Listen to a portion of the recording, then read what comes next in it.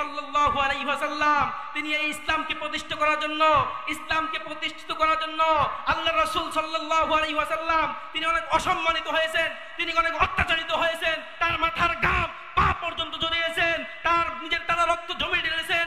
এই জন্য আমি বলতে চাই, যারা আল্লাহর রাসূল সাল্লাল্লাহু আলাইহি ওয়াসাল্লামের বিরুদ্ধে কথা বলবে, যারা ইসলামের বিরুদ্ধে কথা বলবে, যারা কোরআনের বিরুদ্ধে কথা বলবে, যারা কালেমার বিরুদ্ধে কথা বলবে, যারা আল্লাহর বিরুদ্ধে কথা বলবে, যারা রাসূল সাল্লাল্লাহু আলাইহি ওয়াসাল্লামের বিরুদ্ধে কথা বলবে, তাদেরকে জুতা পিটা করে বাংলাদেশের বর্ডার করে দিল্লিতে পাঠিয়ে হবে। জোরে বলুন কথা ঠিক কিনা? এই জন্য প্রিয় ভাইরা, আমার মুখের ভাষা একটাই, আমার মুখের জবান একটাই, আল্লাহর জমিনে, আসমানের নিচে, জমিনের উপরে আল্লাহর দ্বীনকে প্রতিষ্ঠা করার জন্য, কোরআনকে প্রতিষ্ঠা করার জন্য, কালেমাকে প্রতিষ্ঠা করার জন্য, রাসূল সাল্লাল্লাহু আলাইহি ওয়াসাল্লামের সুন্নাতকে প্রতিষ্ঠা করার জন্য যদি আমাদের জীবন দিতে হয়, আমরা জীবন দিতে রাজি। কে কে তৈরি আছেন? দু হাত তুলে আল্লাহকে দেখান। নারে তাকবীর, নারে তাকবীর, নারে তাকবীর। আল কোরআনের আলো, আল হাদিসের আলো। এই জন্য প্রিয় ভাইরা, সদা সর্বদা আমাদের প্রস্তুত থাকতে হবে, সদা সর্বদা আমাদের প্রস্তুত থাকতে হবে। রাসূল সাল্লাল্লাহু আলাইহি ওয়াসাল্লামের বিরুদ্ধে যদি কেউ কথা বলে, তাকে যদি নিয়ে কেউ কটূক্তি করে, আমরা তাদের সাথে যুদ্ধ ঘোষণা করব। কি করব না?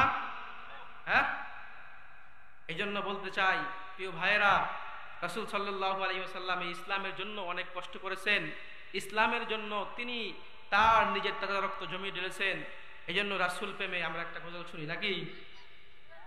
হাজারো ব্যথা বেদনার পরে ফিরে আসনি তুমি আপন ঘরে, দিনের আলো তুমি সরিয়ে দিতে চলে গেলে মদিনায়, মক্কা ছেড়ে হে রাসূল, তোমাকে ভুলি আমি কেমন করে হে রাসূল, তোমাকে ভুলি আমি কেমন করে। হাজারো ব্যথা বেদনার পরে, পারেন না আপনারা? পড়ুন আমার সাথে, পড়ুন। হাজারো ব্যথা বেদনার পরে ফিরে আসনি তুমি আপন ঘরে, দিনের আলো তুমি সরিয়ে দিতে চলে গেলে মদিনায়, মক্কা ছেড়ে হে রাসূল, তোমাকে ভুলি আমি কেমন করে হে রাসূল, তোমাকে ভুলি আমি কেমন করে। কে না কে দিন প্রচারের কাজে নিজেকে দিয়েছো বিলিয়ে, তায়েফের কাফেরেরা চিনল না এ আলো, দুষ্ট ছেলেদের পিছু দিল লেলিয়ে। কে না কে দিন প্রচারের কাজে নিজেকে দিয়েছো বিলিয়ে, তায়েফের কাফেরেরা চিনল না এ আলো, দুষ্ট ছেলেদের পিছু দিল লেলিয়ে। পাথরের আঘাতে ক্ষত বিক্ষত হয়ে সারা শরীর থেকে রক্ত ঝরে হে রাসূল, তোমাকে ভুলি আমি কেমন করে হে রাসূল, তোমাকে ভুলি আমি কেমন করে। হীরার গুহায় তোমারই দেন, আসমান থেকে নামে আল কোরআন, হীরার গুহায় তোমারই দেন, আসমান থেকে নামে আল কোরআন। বাংলা সবার ভুল তোমারই পরে, আসলো কোরআনের ছায়া তলে। বাংলা সবার ভুল তোমারই পরে, আসলো কোরআনের ছায়া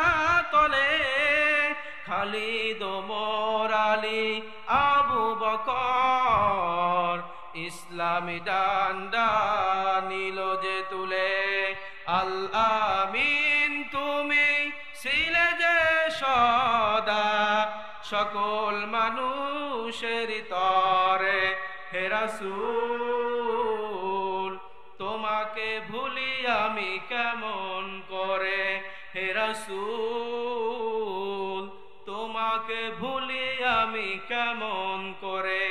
একটু চিল্লিয়া বলি মারহাবা। ও বন্ধু মুসলমান,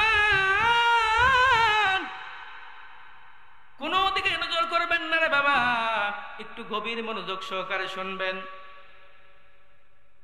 আমার আপনার নবী বিশ্ব নবী জনাবে মুহাম্মদুর রাসূলুল্লাহ সাল্লাল্লাহু আলাইহি ওয়াসাল্লাম, তিনি এই ইসলামের জন্য পৃথিবীর জমিনে অনেক খেটেছেন রে বাবা। এই ইসলাম আমরা পেয়েছি, এই আল্লাহর রাসূল ইসলামের জন্য অনেক অসম্মানী হয়েছেন, অনেক অত্যাচারিত হয়েছেন, তার নিজের দেনা রক্ত জমিনে ঝরেছেন, অনেক মানুষ গালিগালাজি করেছেন। ও বন্ধু মুসলমান, আমি আপনি ইসলামের জন্য কার জন্য বকা খাইতে হয় না, বকা শুনতে হয় না, কারোর সাথে ঝগড়া করতে হয় না। ইসলামটা আমরা পেয়েছি, এই ইসলামকে রক্ষা করার দায়িত্ব আমার আপনার। ও বন্ধু মুসলমান, আল্লাহর নবী জনাবে মুহাম্মদুর রাসূলুল্লাহ সাল্লাল্লাহু আলাইহি ওয়াসাল্লাম, তিনি একদিন মসজিদ নববীর মধ্যে সকল লোকদেরকে লইয়া, সকল সাহাবীদেরকে লইয়া আল্লাহর রাসূল সাল্লাল্লাহু আলাইহি ওয়াসাল্লাম সাহাবীদেরকে লক্ষ্য করে ডাকতে বলে, সাহাবীরা, রে সাহাবীরা, তোমরা একবার আমার সাথে পড়ো, লা ইলাহা ইল্লাল্লাহু মুহাম্মাদুর রাসূলুল্লাহ সাল্লাল্লাহু আলাইহি ওয়াসাল্লাম। আল্লাহর নবী এই কথা বলার পর সকল সাহাবীরা এই কালেমাটা পড়া শুরু করলো। আল্লাহ রাসূল ডাক দিয়ে বলে, সাহাবারা, তোমরা যদি এই কালেমাটা একবার পড়ো, তোমরা সেই বালেগ থেকে নিয়ে আজ পর্যন্ত যত গুনাহ করেছো, আমার আল্লাহ এই কালেমা পড়ার কারণে তোমাদের জিন্দেগীর সকল গুনাহর খাতা মাফ করে দিবে। একটু জোরে বলি সুবহানাল্লাহ। ও বন্ধু মুসলমান, সকল সাহাবীরা একসাথে হইয়া এই কালেমাটা বলল। একটা সাহাবী তিনি এই কালেমাটা বলল না, তিনি মাথাটা নিচু করিয়া দু চোখের পানি ওজরে ফেলে ফেলে কান্না করে। কান্নার শব্দ আল্লাহর রাসূলের কানে চলে গেল। আল্লাহর রাসূলের কানে চলে যাওয়ার পর এইবার আল্লাহর রাসূল সাল্লাল্লাহু আলাইহি ওয়াসাল্লাম ওই সাহাবার সামনে আসলো। সাহাবার কাছে আসিয়া ডাক দিয়ে বলে, সাহাবী, তার নাম ছিল দাহিয়া কালবি, ওই সাহাবীর কাছে আসিয়া ডাক দিয়ে বলে, সাহাবী, সকল সাহাবীরা একসাথে কালেমা পড়ল, তুমি কেন কালেমা পড়লা না? তুমি কেন কান্না করো? আমি রাসূল জানতে চাই। সঙ্গে সঙ্গে ওই সাহাবী দু চোখের পানি ফেলিয়া তিনি তার হাত দ্বারা চোখের পানি মুছে আর ডাক দিয়ে বলে, ইয়া রাসূলুল্লাহ, ইয়া হাবিবাল্লাহ, হুজুর গো, সকল সাহাবী একসাথে কালেমা পড়ল, কিন্তু আমি কালেমা পড়ি নাই। তার একটা কারণ আছে, আমি পৃথিবীর জমিনে এমন বড় এক গুনাহ করেছি যে গুনাহ মনে হয় আল্লাহ তাআলা কোশ্চিন কালেও মাফ করবে না, এই জন্য আমি এই কালেমাটা পড়ি নাই। সঙ্গে সঙ্গে আমার আপনার নবী ডাক দিয়ে বলে, সাহাবী, তুমি পৃথিবীর জমিনে কি এমন খারাপ কাজ করেছো? পৃথিবীর জমিনে কি এমন বদামেল করেছো? পৃথিবীর জমিনে তুমি কি এমন গুনাহের কাজ করেছো যে গুনাহ আমার আল্লাহ মাফ করবে না? সঙ্গে সঙ্গে সাহাবী ডাক দিয়ে বলে, ইয়া রাসূলুল্লাহ, ইয়া হাবিবাল্লাহ, হুজুর গো, তাহলে শুনুন, আমি পৃথিবীর জমিনে আজ থেকে কয়েক বছর আগে আমি যখন ব্যবসার কাজে আমি আমার দেশ থেকে অন্য দেশে চলে যাই, আমার স্ত্রীর গর্ভে একটি সন্তান ছিল, আমি জানতাম না সেই সন্তান ছেলে হবে না মেয়ে হবে। ইয়া রাসূলুল্লাহ, ইয়া হাবিবাল্লাহ, হুজুর গো, আমি আমার স্ত্রীকে বলে গেলাম, হে প্রাণের স্ত্রী, তোমার গর্ভে যে সন্তান আল্লাহ দান করেছে, আমি জানি না সেই সন্তান ছেলে হবে না মেয়ে হবে, তবে আমার একটাই কথা, সেই সন্তান যদি ছেলে হয় তাহলে পৃথিবীর জমিনে বাঁচিয়ে রাখবা, আর সেই সন্তান যদি মেয়ে হয় তাহলে তাকে তুমি গলা টিপে বা লবণ খাওয়ে মাইরা ফালাইবা। একটু জোরে বলি নাউজুবিল্লাহ।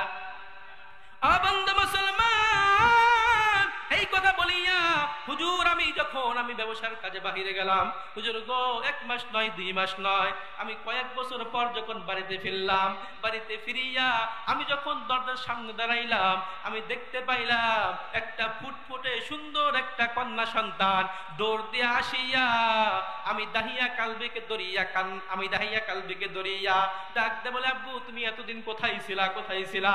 আমাকে ডাক দেয়া বলে, আব্বু তুমি কোথায় ছিলা, তোমাকে কত খুঁজেছি আব্বু। এই কথা বলিয়া যখন আমাকে জড়িয়ে ধরল, ইয়া রাসূলুল্লাহ, আমি সঙ্গে সঙ্গে আমার বিবিকে ডাক দিয়ে বললাম, এ প্রাণের বিবি, এই মেয়ে সন্তানটা কার? সঙ্গে সঙ্গে আমার প্রাণের বিবি ডাক দিয়ে বলল, এ প্রাণের স্বামী, এই মেয়ে সন্তানটা তো তোমার। বলে, তুমি কেন মারো নাই? বলে, আমি মারি নাই, এই সন্তানটা এত সুন্দর চেহারা, তোমার মতো চেহারা হয়েছে, এই জন্য আমি তাকে তিল তিল করে মানুষ করেছি, তাকে আমি মারতে পারি নাই। একটু জোরে বলি সুবহানাল্লাহ। ও বন্ধু মুসলমান, এইবার ইয়া রাসূলুল্লাহ, ইয়া হাবিবাল্লাহ, হুজুর গো, আমি আমার সন্তানটাকে লইয়া আমার স্ত্রীকে একটু বুঝাইয়া আমি যখন ঘরের মধ্যে প্রবেশ করলাম, ঘরের মধ্যে যাওয়ার পর রাতে ঘুমের ঘরে আমার সন্তান যখন ঘুমিয়ে পড়েছে, আমার বিবিও ঘুমিয়ে পড়েছে, ইয়া রাসূলুল্লাহ, আমি বিছানায় পিঠ লাগাইলাম, আমি দাহিয়া কালবির চোখে ঘুম নাই, আমি দাহিয়ার কালবির চোখে ঘুম আসে না। আমার কাছে ইবলিস শয়তান এসে হাজির হয়ে গেল, আমাকে ডাক দে বলে, এ দাহিয়া কালবি, তুমি কি তোমার বাপ দাদার রীতিনীতি তুমি কি অস্বীকার করতে চাও? এ দাহিয়া কালবি, তোমার বাপ দাদার ধর্মে, তোমার বাপ দাদার জামানায় যখন মেয়ে সন্তান হতো, ওই মেয়ে সন্তানদেরকে মেরে ফেলতো। ও বন্ধু, আমি আয়ামে জাহিলিয়াতের যুগের ঘটনা আপনাদের সামনে পেশ করতেছি। ও বন্ধু মুসলমান, এইবার বললো, তুমি কি তোমার বাপ দাদার রীতিনীতিকে অস্বীকার করতে চাও? তোমার বাপ দাদারা যদি মেয়ে সন্তান হতো, তাদেরকে মেরে ফেলতো জীবিত, মানুষের বাড়িতে কাজ করে খেতে হবে বলে, মানুষের বাড়িতে দাসী থাকতে হবে বলে সকল মেয়ে মানুষদেরকে মেরে ফেলতো। এ দাহিয়া কালবি, তুমি তোমার মেয়েকে কি জন্য বাঁচিয়ে রেখেছো? এইরকম করে যখন আমাকে ওয়াসওয়াসা দিয়ে আরম্ভ করলো, ইয়া রাসূলুল্লাহ, ইয়া হাবিবাল্লাহ, হুজুর গো, আমি শয়তানের ওয়াসওয়াসায় পড়ে গেলাম। ও হুজুর, আমি এইবার বিছানায় পিঠ লাগাইলাম না, আমার চোখে ঘুম নাই, আমার চোখে ঘুম আসে না, আমি শুধু দৌড়াদৌড়ি করি। সকাল হওয়ার সঙ্গে সঙ্গে আমি দাহিয়া কালবি আমার স্ত্রীকে ডাক দিয়ে বললাম, এ বাড়ির স্ত্রী, আমার সন্তান কে তুমি সুন্দর করে গোসল করিয়ে সাজিয়ে দাও, আমার সন্তানকে সুন্দর পোশাক পরিধান করিয়ে দাও, আমার সন্তানকে লইয়া আমি আমার বন্ধুর বাড়িতে বেড়াতে যাব।